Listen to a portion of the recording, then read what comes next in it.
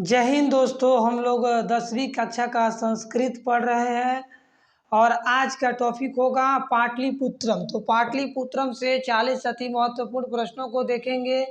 तो आइए शुरू करते हैं। अगर 40 अति महत्वपूर्ण प्रश्नों को अगर आप लोग नोट्स बनाकर लिख कर और याद कर लेते हैं तो इससे आपको बिहार बोर्ड का जो एग्ज़ाम है उसमें 3 से 4 प्रश्न देखने को मिल जाएगा। तो आइए शुरू करते हैं। बहुत बारीकी से इस पाठ को पढ़ते हैं। तो आइए शुरू करते हैं बिना देरी किए हुए, जिसमें पहला प्रश्न है पाटलिपुत्र पटना के नाम से कब प्रसिद्ध हुआ। तो इसका सही उत्तर होगा पाटलिपुत्र पटना के नाम से कब प्रसिद्ध हुआ। तो इसका सही उत्तर होगा गुप्त वंश के शासनकाल में पाटलिपुत्र का बहुत अधिक विकास हुआ था।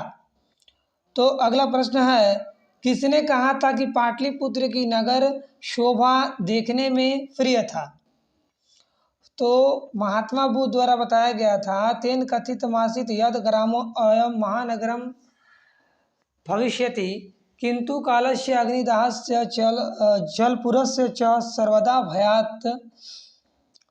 आक्रांति का मतलब होता है, मतलब कहा गया था उनके द्वारा कि यह नगर पाटलिपुत्र के बारे में महात्मा बुद्ध के द्वारा कहा गया था कि यह नगर महानगर होगा, लेकिन लड़ाई झगड़ा और बाढ़ से हमेशा घिरा रहेगा। तो यह इसका सही उत्तर होगा option number B, Mahatma Buddha. Patna का पुराना नाम क्या है।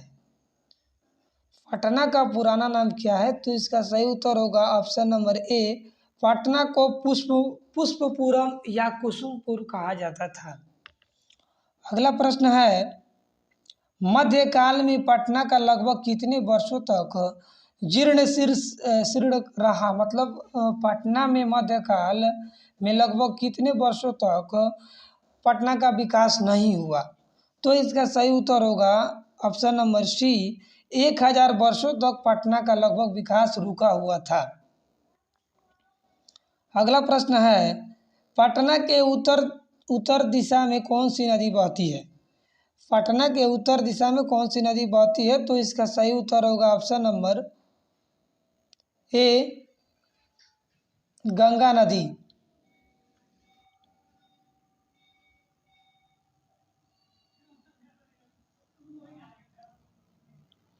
पाटलिपुत्र में कौन बार बार आए थे। पाटलिपुत्र में कौन बार बार आए थे, यानी कि तो पाटलिपुत्र में और महात्मा बुद्ध जो थे वो बहुत बार आए थे। पाटलिपुत्र में महात्मा बुद्ध बहुत बार आए थे। तो इसका सही उत्तर होगा महात्मा बुद्ध। पटना नगर की जो पालिका देवी है वह कौन है। पटना की जो नगर पालिका देवी है उस तो कौन है। तो इसका सही उत्तर होगा ऑप्शन नंबर सी, पटना नगर की पालिका देवी पटन देवी है, जो आज भी पूजी जाती है। नगरस्य पालिका देवी पटन देवी अद्यापि पूज्य थे। पटना किस नदी के किनारे अवस्थित है। तो इसका सही उत्तर होगा option number C, Patna Ganga नदी के किनारे अवस्थित है। पटना में कमौदी महोत्सव कब मनाया जाता था। तो पटना में जो कमौदी महोत्सव है यह गुप्त वंश के शासनकाल में बहुत धूमधाम से मनाया जाता था, और वैसा ही समारोह इस समय दुर्गा पूजा के अवसर पर देखा जाता है। तो उस समय जो गुप्त वंश के शासनकाल में कमौदी महोत्सव जिस प्रकार चलता था, ठीक उसी प्रकार आज दुर्गा पूजा का अवसर भी पटना में देखने को मिलता है। मेगास्थनीज पटना किसके समय में आए थे। मेगास्थनीज पटना किसके शासनकाल में आया था। तो इसका सही उत्तर होगा option number C, Chandragupta Maurya के काल में मेगास्थनीज जो पाटलिपुत्र में आए थे। अगला प्रश्न है कि पाटल पुष्पों की पुतलिका रचना के आधार पर पटना का कौन सा नाम प्राप्त होता है। तो इसका सही उत्तर होगा ऑप्शन नंबर सी, पाटल पुष्पों की पुतलिका रचना के आधार पर पटना का नाम पाटलिपुत्र प्राप्त होता था। अगला प्रश्न है बिहार की राजधानी कहाँ है। अगला प्रश्न है कि बिहार की राजधानी कहाँ है, तो इसका सही उत्तर होगा ऑप्शन नंबर ए पटना। कमौदी महोत्सव किस अवसर पर दिखाई पड़ता है? कमौदी महोत्सव किस अवसर पर दिखाई पड़ता है? तो इसका सही उत्तर होगा दुर्गा पूजा, यानी कि उस समय कमौदी महोत्सव होता था और इस समय दुर्गा पूजा हो रहा है। किस नदी पर गांधी सेतु सड़क मार्ग बना है? तो इसका सही उत्तर होगा ऑप्शन नंबर बी गंगा नदी पर गांधी सेतु मार्ग बना है। अगला प्रश्न है कि योग सूत्र के रचनाकार कौन है? तो इसका सही उत्तर होगा योग सूत्र का रचनाकार पतंजलि है। शरद काल में कौन सा महोत्सव होता था? तो शरद काल में कमौदी महोत्सव होता था और इस समय दुर्गा पूजा का महोत्सव होता है। कमौदी महोत्सव किस वंश में प्रचलित था?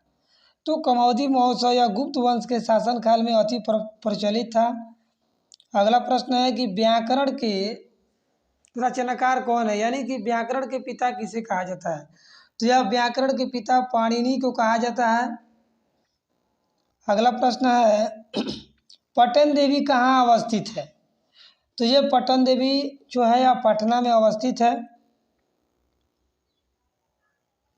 अगला प्रश्न है कि एशिया महादेश का सबसे लंबा पुल कहाँ स्थित है? तो एशिया महादेश का सबसे लंबा पुल पटना का जो गांधी सेतु है। अगला प्रश्न है कि गोलघर कहाँ स्थित है? तो इसका सही उत्तर होगा ऑप्शन नंबर सी, यह गोलघर पटना में स्थित है। तारामंडल पटना में स्थित है। जैविक उद्यान पटना में स्थित है और महावीर मंदिर यह भी पटना में स्थित है। तो क्वेश्चन आएगा कि पाटलिपुत्र पाठ में पटना के बारे में वर्णन करें। तो आप जितना पाटलिपुत्र के बारे में ऑब्जेक्टिव सब्जेक्टिव जानते हैं सबको उसमें लिख देंगे, आपका उत्तर हो जाएगा। गुरु गोविंद सिंह का जन्म कहाँ हुआ था? तो गुरु गोविंद सिंह जो थे यह सिख संप्रदाय के 10वें गुरु थे। गुरु गोविंद सिंह सिख संप्रदाय के 10वें गुरु थे, जिनका जन्म पटना में हुआ था, पटना के गुरुद्वारा में। तो इसका सही उत्तर होगा ऑप्शन नंबर ए पटना के गुरुद्वारा में। और यह सिख संप्रदाय के 10वें गुरु थे और पहले गुरु का नाम था गुरु नानक, जिनका जन्म तलवंडी में हुआ था 1469 में। अगला प्रश्न है मुगल काल में किसका उद्धार हुआ था? तो मुगल काल में जो था ना यह पाटलिपुत्र का उद्धार हुआ था, यानी कि विकास हुआ था। गोविंद सिंह सिख संप्रदाय के कौन से गुरु थे? तो गोविंद सिंह सिख संप्रदाय के 10वें गुरु थे, जिनका जन्म स्थान पटना के गुरुद्वारा में है और यहाँ देश के विभिन्न यात्री घूमने के लिए आते हैं। गांधी सेतु कहाँ स्थित है? तो यह गांधी सेतु भी जो है ना यह पाटलिपुत्र में ही स्थित है। तो इसका सही उत्तर होगा ऑप्शन नंबर बी। कुटनीतम काव्य के कवि कौन है? यानी कि कुटनीमता के काव्य के लेखक कौन है? तो इसका सही उत्तर होगा ऑप्शन नंबर बी दामोदर गुप्त। और काव्य मीन मनसा नाम ग्रंथ के लेखक जो है ना यह राजशेखर है। काव्य मीन मनसा नाम। अगला प्रश्न है कि यूनान का राजदूत कौन था? तो यूनान का जो राजदूत था यह मेगास्थनीज था और यह चंद्रगुप्त मौर्य के शासनकाल में आया था और अपनी आत्मकथा में पाटलिपुत्र शहर के बारे में वर्णन किया है। राजशेखर की रचना कौन सी थी? तो राजशेखर द्वारा जो रचना है वह काव्य मीन मनसा नाम है और दामोदर गुप्त द्वारा कुटनीमताख्य है। अगला प्रश्न है कि कमौदी महोत्सव किस ऋतु में मनाया जाता है? कमौदी महोत्सव किस ऋतु में मनाया जाता था? तो इसका सही उत्तर होगा शरद ऋतु में कमौदी महोत्सव को मनाया जाता था। किसके समय में पाटलिपुत्र अधिक समृद्ध था? मतलब किसके समय में पाटलिपुत्र का और अधिक विकास हुआ था? तो यह अशोक के समय जो था ना, चंद्रगुप्त मौर्य से भी ज़्यादा विकास पाटलिपुत्र का जो हुआ वह अशोक के समय हुआ। तो इसका अगला प्रश्न है कि अस्थि मही तिलकम परिभूत पुरंदर स्थानम की संज्ञा किसे दी गई है? अस्थि मही तिलकम परिभूत पुरंदर स्थानम कहाँ से लिया गया है? तो यह जो शब्द है परिभूत पुरंदर स्थानम, यह आपका पाटलिपुत्र से संबंधित है। और इसमें बताया गया है पाटलिपुत्र के बारे में कि पृथ्वी पर यह इंद्रलोक के समान है, शिक्षा का महान केंद्र है।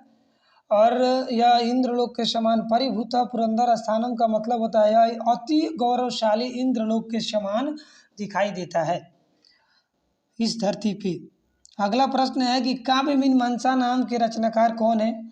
तो काव्यमीन मनसा नाम ग्रंथ के लेखक जो है यह राजशेखर है।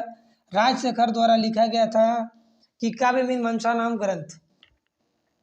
अगला प्रश्न है कि प्राचीन काल में शिक्षा का केंद्र कहाँ था? तो प्राचीन काल में शिक्षा का केंद्र पाटलिपुत्र को माना जाता था। किस काल का शासन उत्कर्ष काल माना जाता है? किस काल का शासन उत्कर्ष काल माना जाता है? तो इसका सही उत्तर होगा ऑप्शन नंबर सी, गुप्त वंश के शासन काल को उत्कर्ष काल के नाम से जाना जाता है। दामोदर गुप्त ने किस काव्य रचना की? दामोदर गुप्त ने किस काव्य की रचना की? तो इसका सही उत्तर होगा ऑप्शन नंबर बी, कुटनीम ताख्य। यह गलत हो गया, टाइपिंग मिस्टेक है, कुटनीम ताख्य होगा, कुटनीम ताख्य। अगला प्रश्न है कि विद्वानों ने पृथ्वी का तिलक किसे कहा? तो विद्वानों ने पृथ्वी का तिलक या पाटलिपुत्र शहर को विद्वानों ने पृथ्वी का तिलक यानी कि। अगला प्रश्न है कि इंद्रलोक किस नगर को कहा गया है?